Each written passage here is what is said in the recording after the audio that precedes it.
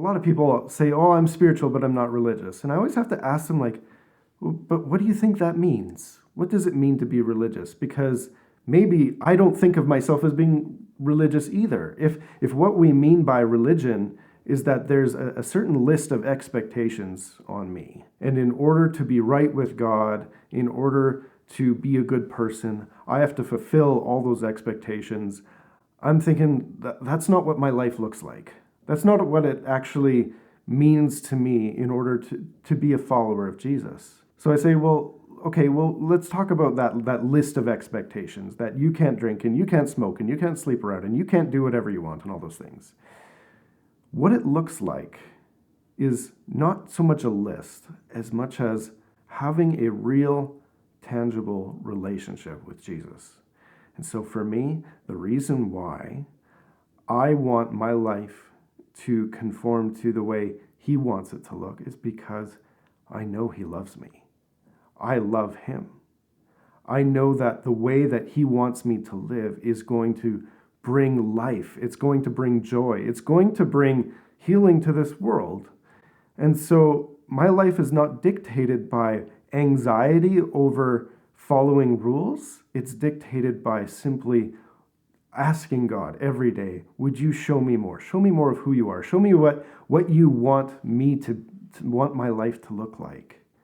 And that's not a burdensome thing for me. That's something I love very much. And I can tell you as a pastor here in Whistler, one of the things I love more than anything is when I see other people following Jesus, when I see the good things that come out of their life, when they make that choice, when they turn away from destructive patterns of living, when they turn away from their hatred, from their unforgiveness, when they turn away from all those things that rob them of life, and they embrace Jesus, and they know him, and they know that they are loved by him, and they allow that to define their life. There's nothing more beautiful. There's nothing more freeing than that. There are some questions intrinsic to human life for which there are no non-religious answers. We are human beings which need to know what our life means. We are human beings who need to know what becomes of us after we die. And we can say, well, I believe that we are just material. We are nothing more than a flux of atoms. Our consciousness is nothing more than an electrical storm in our brains, and that's all we are. Well, that only raises more questions, because then the question is like, well, why is your life worth something? Why is your life worth something if you are not intrinsically different than a rock or a tree or anything else? Why is it that you can eat a plate of food and you know that your life is worth more than what the life of the food you just ate?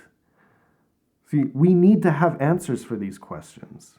And so there's always going to be a religious framework that we operate out of. Whether that framework is simply, I do what I can because I have the power to do it, and therefore I'm going to seek pleasure, and we allow that to define our worth.